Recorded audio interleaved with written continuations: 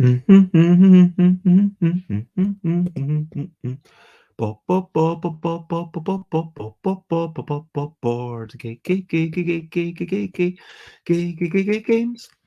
board games, board games. I might be bored talking about board games, but I'm not gonna shout. I am starting off this dreaming with a little bit of singing. And today I'll talk about games that I played yesterday. Two of them I made. I'll talk about all sorts of things, and I will crack on once I finished singing. Hello, good morning, good afternoon, good whatever it is, wherever you are. 10 a.m.-ish UK time for Bezzy Beats and Board Game Bladder, episode 806. I play tested many games yesterday. Oh, let's just say I play tested. So like playtesting, all of them I played except for one, but I still playtested that because it was my own game and I watched other people play it. Anyway, I had two of my own games, a polyomino real-time game, and that's someone else's game. There's also someone else's game, which is a social deduction micro game, and we also played three small, actually published games, which is a new thing for us. And I thought last week, hey, wouldn't it be nice? I'm looking for more opportunities to play published games. Paul said a similar thing. Hey, I don't get enough chances to play published games these days. I enjoy playing prototypes, but I would like to play some published games. And so even though this voting game was clearly not Paul's thing, no, we enjoyed it and we had a good time chatting about stuff and discussing stuff and playing stuff that none of us had an ego about. It was a very nice way to wrap up today. I'm not going to get into the recent events and highlights to start off with, because that is the main topic of the show, but let's crack on with a brilliant thing. Brilliant thing. What's a little thing which is brilliant? I think that doing multiple things with the same person is a brilliant thing. And for this statement, like I'm thinking specifically about, yes, we all played tested together, and that's one thing. Now, playing published games, that's a similar, very similar, but subtly different. And doing both of those kind of deepens the connection. Like when you do something totally different, like let's say we went rock climbing together, or we went to a disco together. I don't know. It's a kind of you get to see a different dimension of people because we are multidimensional beings. Like not just literally, like the fact that I'm three-dimensional and you can touch me and you can come at me from this way or this way or this way, you know, three dimensions, but also the fact that we have different characteristics. I'm not just a game designer. I also love music and dancing. I do enjoy conversations, and I mean, I enjoy pretty things, but that I guess ties into the art of the games. But yeah, the dancing is completely unrelated. So it was interesting when I actually one day saw someone that I knew from the gaming world at a swing dancing convention. So yeah, seeing people in a new light, seeing a new aspect of them, and getting to know them a bit better. I mean, whether it's in a totally different way or just in a subtly different way. And sometimes games allow you the chance to do that. Sometimes playing a party game, sometimes playing a strategic game, sometimes playing a published game, sometimes playing a prototype. So let's crack on. As always, if you've got any questions or comments along the way, that's why I do it live. Please do say hello, even if you have to head off straight away. But feel free to give comments, questions, and of course do the whole fun like follow thing. Now let me crack on and tell you about some of the wonderful games that are they all wonderful? Well, this one is. I mean, here's Alan, the designer, and in the background you'll see some random people. And so this is a social deduction micro game. It's definitely not called this, but I'm happy for Alan to take my name of the zombie things from outer space. That's what I think it should maybe be called, because it's actually a very short. Someone is a thing. Someone is a infecting thing, and whenever you're in the room with someone else and there's no flamethrower, then identity cards get swapped around and then swapped back. And so the thing has an opportunity to infect one other person. And as soon as two people are infected, that means that they could infect the remaining players twice as fast. But you've only got 4 rounds. So first round, you choose where you start. Second round, you choose a room to move to. Third and fourth round, you choose a room to move to. You can move clockwise or you can go into the center. So you've always got 2 options. So people can't predict exactly where you'll go. Also, if you've got a key, you can stay where you are. So there's a third option. You've got the third option out of 4. You can never go backwards. You know, the arrows around the outside give you ideas. So that's what the key does. The flamethrower stops people from trading identity cards and stops the thing from infecting from infecting humans. And then the crystals are kind of how you get points. If everyone is infected at the end of 4 rounds, then the thing with the score according to how few crystals they've got. So you'll score 3 minus the number of crystals. So if you've got 0, you'll score a perfect 3 points. Conversely, if the humans win, by which I mean if at least one human remains, then they will score the number of crystals that they've got. So it could be 1, it could be 2. And if you're the last remaining human, you will get at least 1 point. So even if the last remaining human has 0 crystals, they'll get a bonus point for, you know, being the last remaining human and having some shred of humanity alive in a world where all these things, the zombie things, are coming around and infecting you on this space base. Now,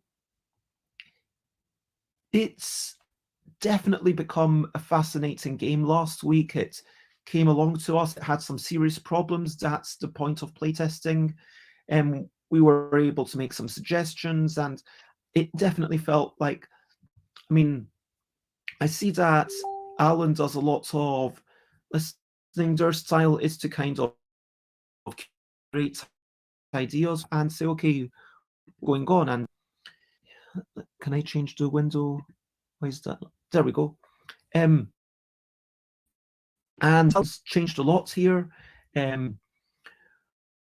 It's a brand new prototype, and I think that it's definitely something that I found myself strategizing over. And because after one game, like whatever you call it, 1 round, like, yeah, this is the thing, like, is everyone playing a card, then what do you call it when you are the thing? Because at the end, you get your points, but then you reassign the roles. And so you keep playing, you replay. The point is that you're meant to play 3 or 4 times, and over the course of that, you learn more about it, you learn more about each other, you develop a little bit of a meta game, and you might be thinking, okay, this person's got fewer points. I'm not less concerned about them winning compared to that other person winning points. At least person's got 5 points. The game ends, that'll be it. So it'll be about 3 rounds. And there is a fascinating thing to think about, even though it's a micro game in terms of, it's a small game, let's say, in terms of number of components, but it's actually surprisingly meaty and had a lot of, but we were round, fourth game, whatever you want to call it, at the end of the hour and a half. So we wrapped up at that point. Yeah, the next was the second slot of prototypes. And firstly, we had Leo's game, which was a lovely family game with cards, and then you're taking other cards and you're putting markers on stuff. And there we go. that's a wee picture of Leo's game there. And while Leo was at, I played my own thing. And these were a couple of first time ideas.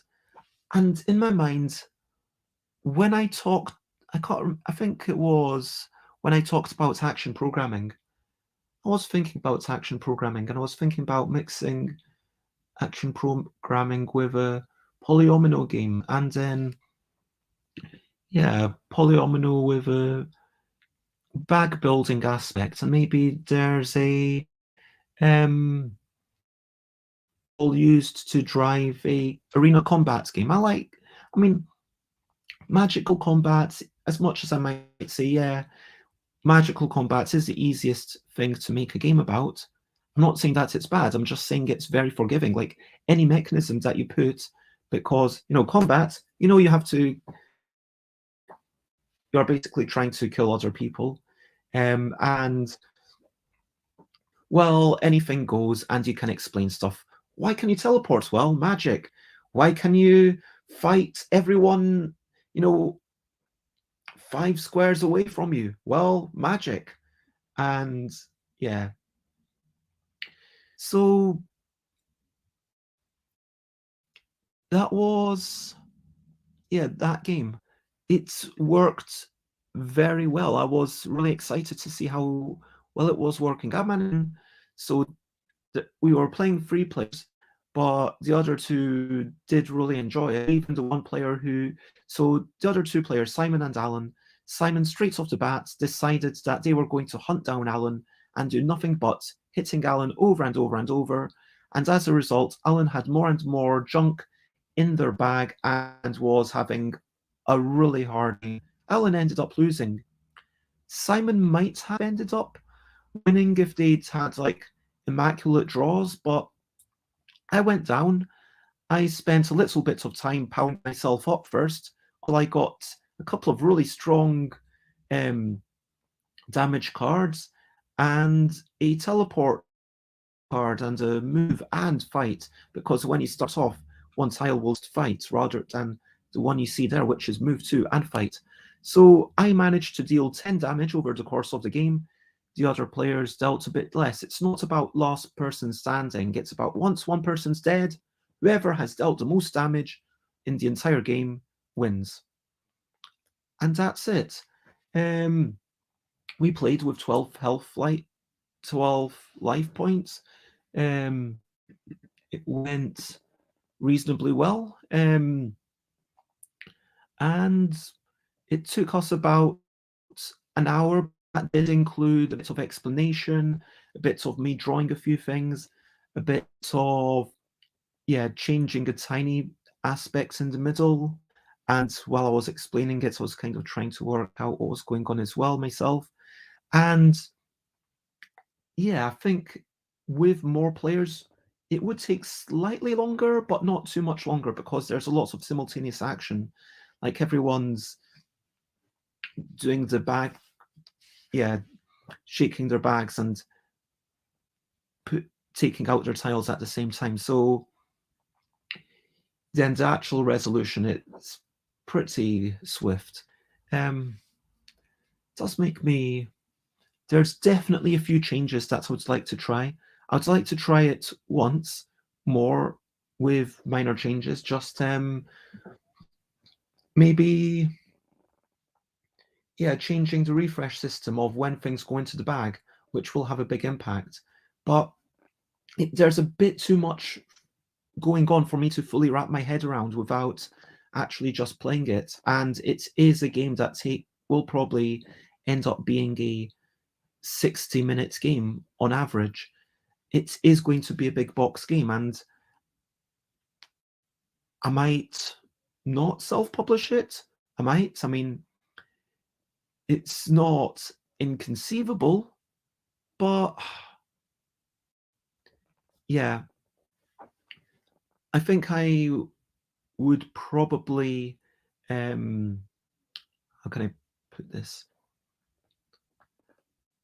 Yeah, this is one that I'm really making with the intention of getting to a bigger publisher, and inspired by the fact that a couple of publishers told me they would rather have something a bit bigger, and I could imagine, I mean, in my head, someone who's wanting to have some spectacle in the middle of the table, something where there's a bit of noise, and it's, what are those players doing? I've never seen that before. That's what this game brings, I like to think. As well as my bag builder, I got to test another completely new idea. When I say it's a completely new idea, I've been thinking about this for a while. I had it in my head, and like, it was one step away from prototyping it all. In the shower, it kind of works out, okay, there's this many possible things, and if I want to make all the permutations, that's this many, but if I want to do that, okay, that's 36, and then players move that, and let's try this. And honestly, this set of rules, it was never going to work. It was more a, let's get it out, let's see how it works. And the current set of rules, it was either, well, you start off your turn by shifting some things, and then your other two actions, you can either move a space, move just one space is one action, or you can turn, or you can shift again. And that didn't work because the moving only one space meant that you didn't have the big moments of it. And I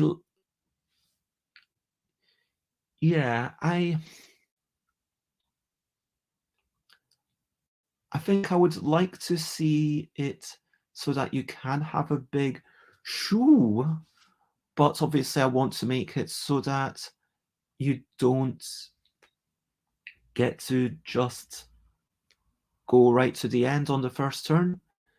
I am thinking that maybe something to do with getting...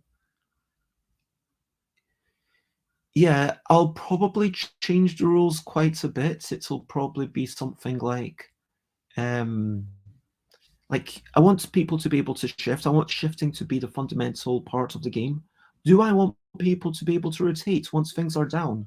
I'm not sure if that's necessary. And yeah, maybe it should literally just be shift again, and then move as far as you want. And maybe that's the entire game. So you don't get a choice of what exactly you do, but you've got a couple of shifts, and then you can move potentially. Should you be able to shift yourself? I'm starting to think yes, because that's a way that you can help push the game towards an end. Should you be able to shift the other person?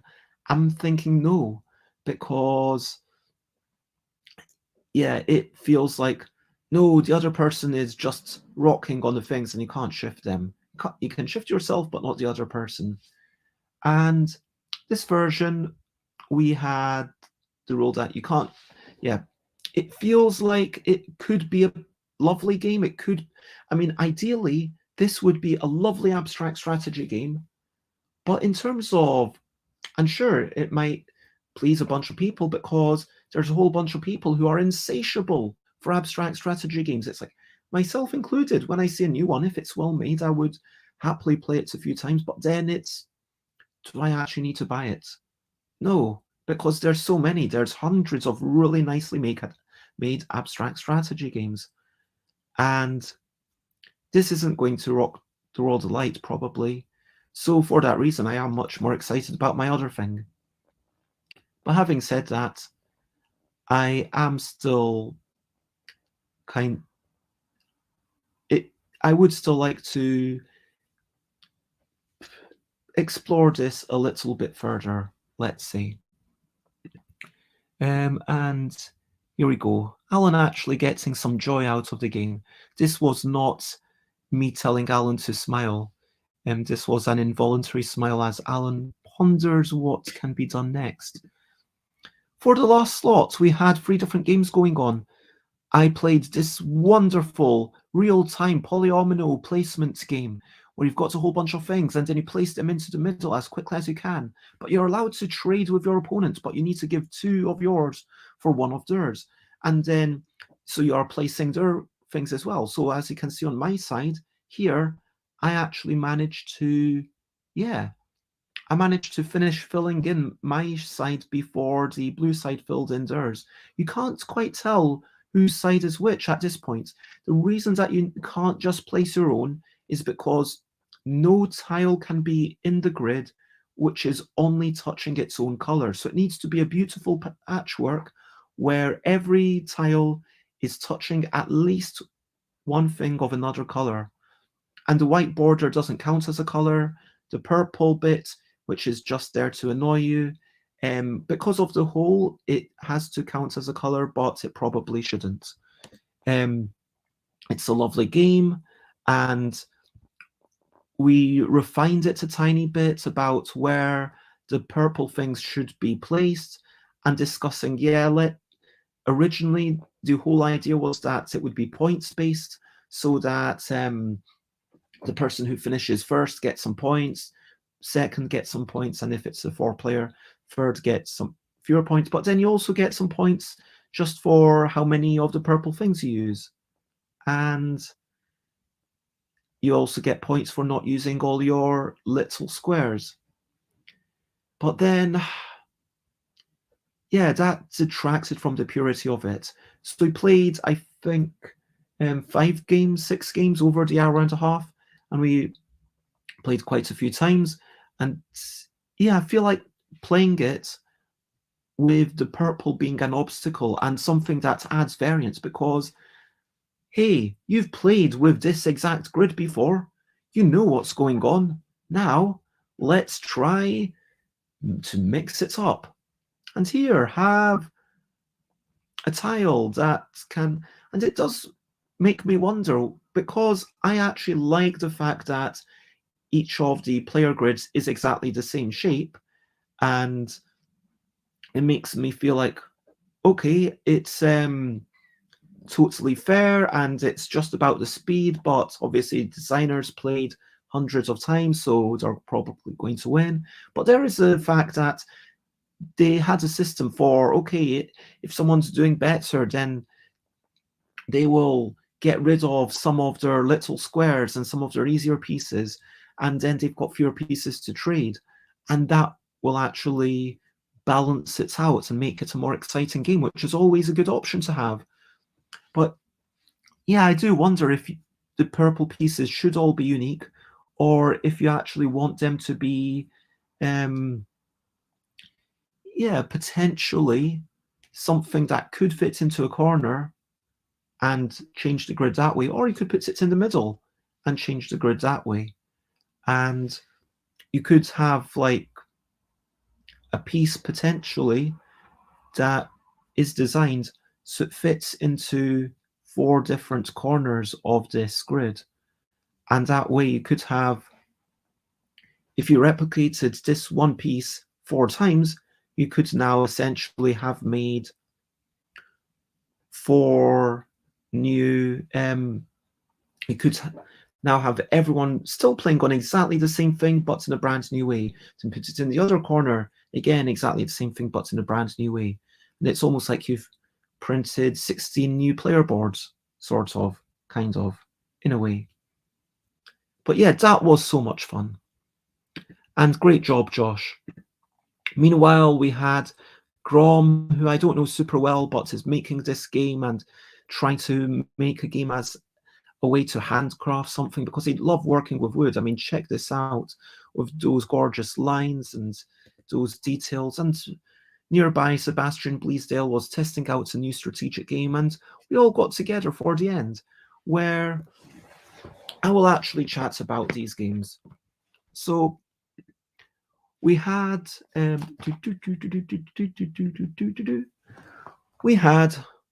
voting game, find out who your friends are. This is a super simple game. It is a lot of cards, and some of the cards get folded because, like, this is the number 7, but the idea is that this 7 is to be folded and placed in front of you as a little, hey, I am number 7. Then you know who you're voting for. These are the instructions. The text is a bit small. I mean, the other side is completely black as a stylization thing. I mean, I think after Cards Against Humanity, a lot of games did overuse black, in my opinion. I mean, it doesn't need to be so black. And when you get to the actual cards, I mean,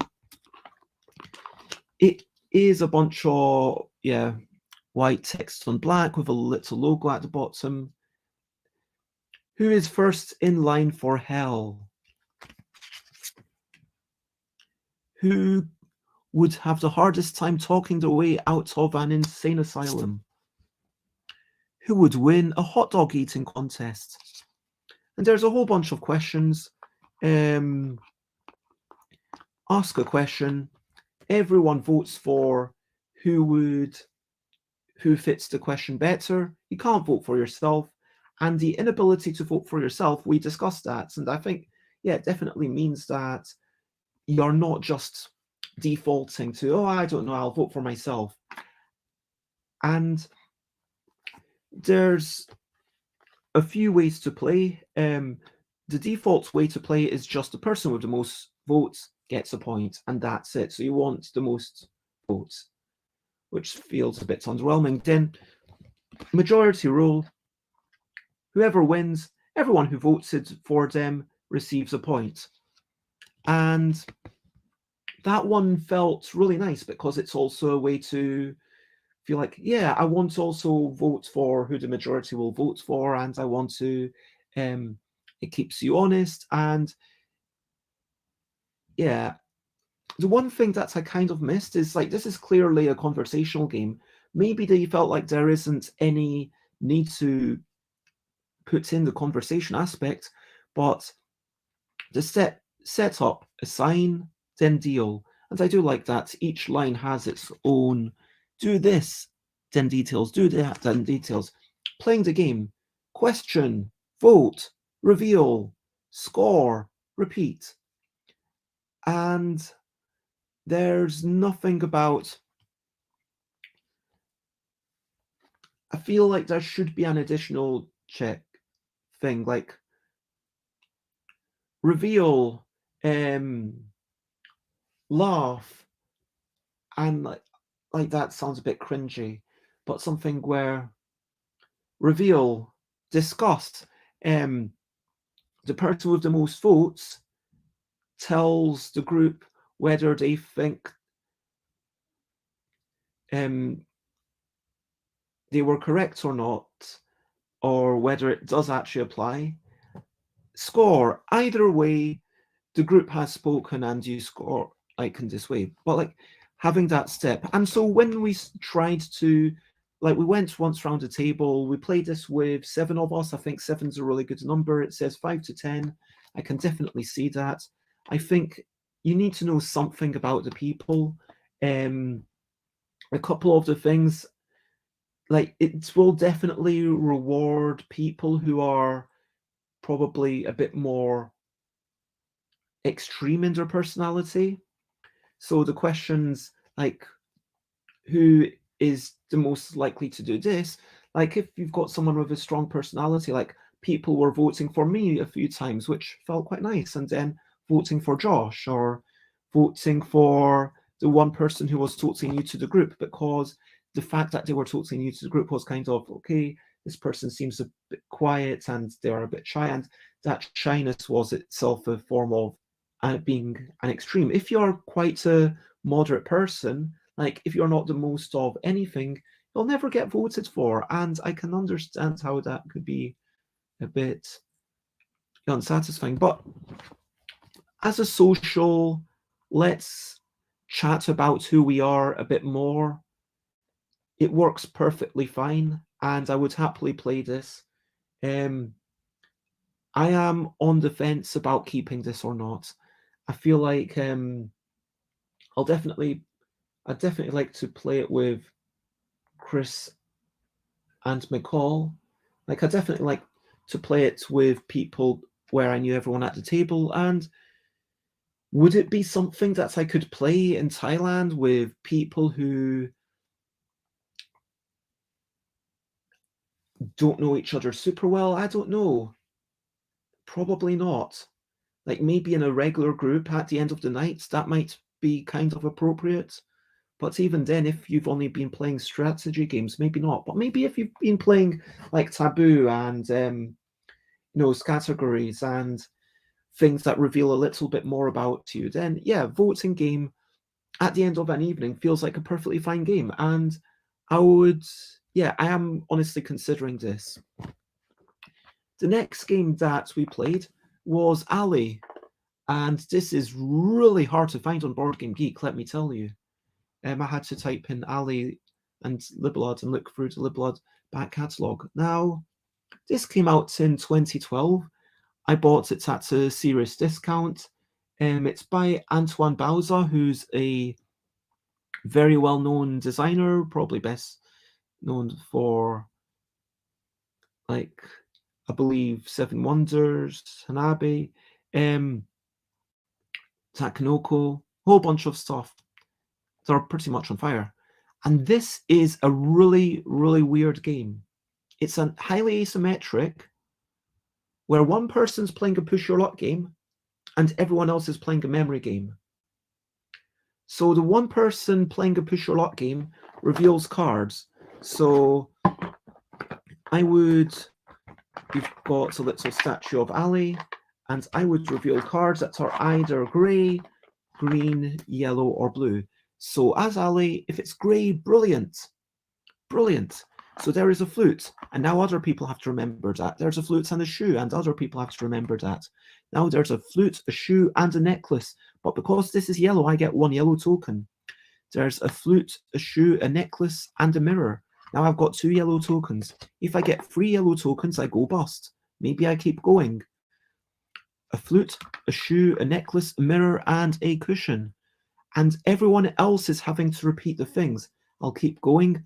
And now, because I've got 3 yellow things, I would have gone bust. There are also blue things, and there's also some green things. And if you get, these are the tokens that you use to keep track of how many there are. And if you've got 3 of one color, you go bust. If you've got 1 of each, you go bust. Otherwise, Ali is hoping that one of the other thieves will misremember. As soon as one of the thieves misremembers, Ali gets to keep 3 cards. Hooray! And that means that Ali gets 3 points. And I think that's what the game's trying to get you to do. It doesn't feel... It's kind of like you're trying to hope someone messes up before you go bust. And if you go bust, you get none of the cards. Conversely, if you stop, you do get a card. Now, you can turn over 1 card and then stop, which kind of feels kind of wrong. So you turn over 1 card, you stop, and then you just take it. So if it's a card you don't already have, that might be a completely reasonable thing to do. Why, especially in a 5-player game, which is the maximum player count, you would have to flip over 6 cards in order for you to get 2 and everyone else to get 1, and then you'd just be getting the last choice. So you'd still only be up 1. So the question is, do you think you will go bust before someone else loses the memory? And in a sense, from a game experience point of view, you want pushing your luck to, like, the fun thing as Ali is, hooray, someone misremembered. But then that's pushing the Schadenfreude massively. It's kind of, it doesn't feel nice, is the fundamental thing. And I think that's fundamentally my issue with it. Like, when someone else was struggling with their memory, I didn't feel like, hooray, I hope that they lose so that I get 3 cards, because that didn't feel nice for them. I was kind of feeling slightly sad, and I was feeling, well, I hope that they remember, because they're clearly aware that they have a bad short-term memory. They've commented on it during this game, and I feel slightly bad that they maybe aren't enjoying the game. And yeah, if everyone's in exactly the same boat, then maybe it's fine. But yeah, I guess normally with a push your luck, it's, oh, if I do 1 more, I could get more cards. If I push luck, I could get 1 more card. And that's it. It's all for me. It's all for me. I'm going to get more and more and more treasure. But I could go bust. And that's exciting. Like I'm playing against myself. Even when there's other people, and maybe other people are like, oh, I hope that Bez goes bust, but it's still my decision. But when it's, haha, I'm pushing, I'm hoping that you fail, pushing, hoping you fail, pushing, hoping you fail, it doesn't quite work. And especially if people have different skills and memory. For me, the fundamental, but I really like that it's doing something completely different, push your luck, mixed with memory. What other game does that? And so if someone wants something that's a really weird historical artifact, yeah, let me know and I'll send it to you for the cost of postage. Yeah. Finally, this game, which is the one that I did take a photo of, Lunar Base. This is the only one that I'd properly, like I think I might have played Ali before, like at a small player count. And also, let me just say, the rules do a really bad job of explaining the game. The rules just say you're trying to get the most points in the overview. What's that all about? No, you want to tell people Ali is pushing their luck, stop in order to share the treasure. You are secretly hoping one of the thieves messes up, forgets, and you will win a bounty or free bonus cards. Or if you go bust before someone forgets, then you won't get anything. But yeah, anyway, don't know. This one I'd actually, but yeah, this one I'd actually played, and that also recently I'd played it 2 players. Yesterday I played it with 3 players. It also works very well. Played it with Sebastian Bleasdale and Paul Mansfield. I did enjoy it. It is portable, and the fact that it is apparently 2 to 6 makes me think I might actually keep this, considering I'm going to Thailand and I'm probably going to take enough games that can. Yeah, I'm going to take a relatively small number of games. I'm getting rid of 75% of my games. So the fact that I'm saying I might really keep this is a strong recommendation, but I need to play it at the upper player counts because I don't feel able to review it properly yet. There's lots of strategy going on. I've still not played with the influence cards. Paul said they would be keen to play it again, so maybe I'll take it back next week and maybe we'll get a chance to play with more of us. And with 6 players, I do worry that it will just take too long between turns. That is a serious concern I have. And it's not like there's a lot to be thinking about when it's not your turn. Yes, you've got a bunch of cards in hand. And yes, occasionally you might be able to combo something together, but there is also a big start player advantage. That start player advantage really concerns me. I should have won, and I had a complete brain fart, and I didn't. And Sebastian Bleasdale ended up winning because they, yeah, their brain was working better, and they made better decisions. But there's no doubt in my mind that as a start that I should have won. And I'm not beating myself up or anything. I'm just commenting on the fact that the only reason I think I was in that position was because I started. And so, yeah, I just feel like maybe the start player should have fewer credits. I mean, even if it was,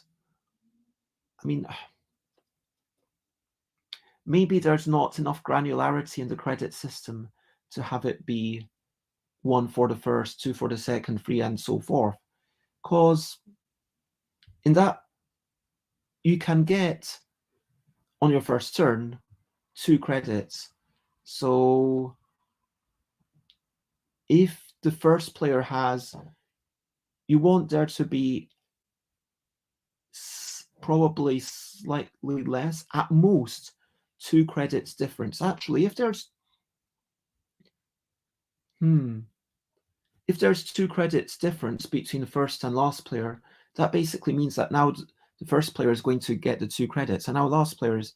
So yeah, because there's not a massive amount of granularity there. Oh no, wait, you get the 2 credits and you get a bonus card. So maybe you could have get a bonus card for people who are going later in the turn order. Maybe that would work. Like 1 extra card for each person before you. That's not actually that big a deal in the game, but it would be something extra to think about, and it could be a big thing. But then again, in a 6-player, 5 cards would almost certainly be too much. It might be something like, okay, you get 1 or 6 players. This is like a first stab at it. No benefit. 1 extra card. 1 extra card. 1 extra credit. 1 extra credit, 1 extra card, and credit. I don't know.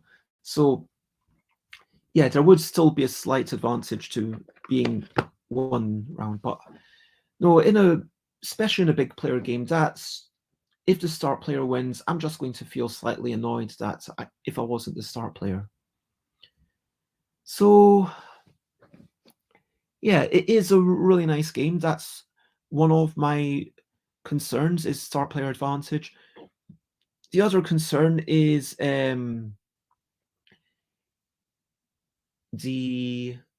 at 6 players, will there be too much downtime?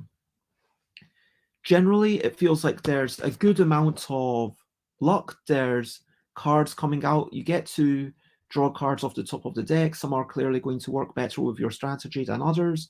Getting the right card at the right time can make the difference between success and failure for sure. But it is also about how you use those cards. You'll always have quite a few in your hand, and you start off with 3, so you always have at least 3 to choose from, unless you build and then you, I guess, but you do have multiple options, and you can always draft from the middle, and you can always draw blind and get credits. And so there's enough decisions going on, but then at the same time, there's not the opportunity to get rid of cards and kind of manage that in your hand the way there is in Race for the Galaxy, where you're discarding cards as a cost, which is a really interesting thing. But here, I really like the tableau building, which I was thinking about for one of my future games, which feels a bit awkward because, yeah, now I'm worried people will think I stole it, but I totally didn't. But yeah, it's a really nice game, and I am keen to play it again. I don't know if I will definitely keep it. It fundamentally depends how I feel when I've played a few 6-player games. But yeah, any game that can go play well at 2 players and can play well at 6 players. I mean, that if that is what this is, that is like a holy grail. But will it play well at 6 players, or is it really this plays well at 2 or 3?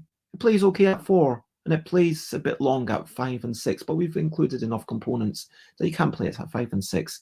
In which case, yeah, why not just play a different game at 5 and 6? But anyway, that's all the games that I played. Hopefully that was interesting somewhat. At this point, over to you. What are you up to? You can share a button if you want to. I am going to make sure that I get out, even though the sky here is, I don't want to say it's all one color, because there's definitely, it's a mottled gray. There are bits that are darker, bits that are lighter. There's raindrops on the window. It looks a bit chilly, but I do definitely need to get out, and I will try to get out in the next wee bit. I'll do bits of pondering about stuff, and I'm planning to draw some letter shapes, get them sent over. What about you? What are you up to these days? Do let me know. To recap and wrap up before we finish up, to recap and wrap up, I played some lovely games. I played this social deduction game where, yeah, working well. Great work, Alan. Leo, it's always lovely to see Leo. I'm really excited by how this game is going. I'm probably going to be pondering this in the back of my head for a long time to come. What additional effects can I have? I've got the movement, I've got the attacking. I'm thinking, should turning be part of the movement? Or is that just slowing it down, like just going from space to space to space, and like having turning be free? It's the more exciting way to do it, but at the same time, there's the, oh, could you get a like bonus for stabbing someone in the back or something? I don't know. But then there is also an issue of if someone really just wants to run away, how do they, yeah, do that? So I'm really excited by how that went, and the reception was really positive. This one, the reception wasn't great, but like it's definitely got potential. I'd like to try it out more times. This game by Josh, always a pleasure to play, always exciting, and there were plenty of other games played. In the voting game, it's works very well at what it does. If you've got people that you like, who would survive the longest in a zombie apocalypse? Would it be interesting to you, in a group of you and 4 of your friends, to find out which one of your friends, the other friends, thought would survive the longest? The other thing I want to say is that the whole game, like, the rules themselves don't feel well thought out. I'm going to admit that. Because in the rules themselves, it says, oh, you can put in the cards, and so no one knows how you voted. But then you've got to take your own card back, so people will know how you voted. That doesn't work. No. So you just have to flip over, and it's not as if the cards are some sort of dirty lewd thing. And if you're going to be upset by who voted for you, then this is not the game to play. I mean, frankly, if it was just one person voted for me, but I don't know who, like, you'd be taking even more interest out of the game. I'm very much against that. But yeah, I might keep that. Might be spending a bit of today reading through all the questions, thinking what I think of them. Ali, it's a lovely, glorious mess. It doesn't quite work. I'll do a short video about it maybe afterwards. Yeah, because the way that the cards are distributed, especially you've got to have more than the player count in order to get the second card, and you could go through the entire game with a perfect memory and you push your luck and even play perfectly, and there's no way to score better. And yeah, it's also the whole aspect of you facing off against other people's memories. At Hogsate, it's like I'm pushing my luck not against the potential of rewards, but against me wanting to capitalize on your bad memory, and that doesn't feel nice. But it's like, this is a really nice game. I mean, it's nice at 2 and 3 players. I don't know how it will be at 6. Will it work? I don't think so, but I'm hoping to be surprised. I'm really excited to play it at the higher player counts. And so yeah, that's me finishing up. Stuff by Bez is all my things. Stuffbybez.com/streams. Not got much planned. Got some stuff planned. Check it out there. Share, spread the word. Thank you very much, everyone. Thank you, Xate, for dropping in. It's lovely to see you, even if it's only for a minute. And yeah, thank you to the people who playtest with me on Fridays. Thank you to Ellie and David, the other co-organizers, and thank you to everyone who turned up. We had a lovely group. I think there were, at the end, I think we had a 3, a 3, and a 2, which means 8. That's how many there were of us. 8. Yeah, 8. That was a good number. And so, yeah, and then playing a few games with people, that was a lovely evening. And so thank you to all those people. And also, while I'm giving general thanks, yeah, just thanks to Laura Wood, who's been contacting me about a game that we're co-designing together. That's super lovely. And also special thanks to Simon and Alan, who played my game. For now, lots of love to everyone. I hope you have a wonderful day ahead of you, and lots of love to you all, and stay wonderful. Bye, bye, bye, bye. This is a goodbye song. Bye, bye, bye, bye. Thank you for watching along. Bye, bye, bye, bye. This is the end of the show. Bye, bye, bye, bye. And now it's time to go. Bye, bye, bye, bye. This is a goodbye song. Bye, bye, bye, bye. Thank you for watching along. Bye, bye, bye, bye. This is the end of the show. Bye, bye, bye, bye. And now it's time to go. Bye, bye, bye, bye.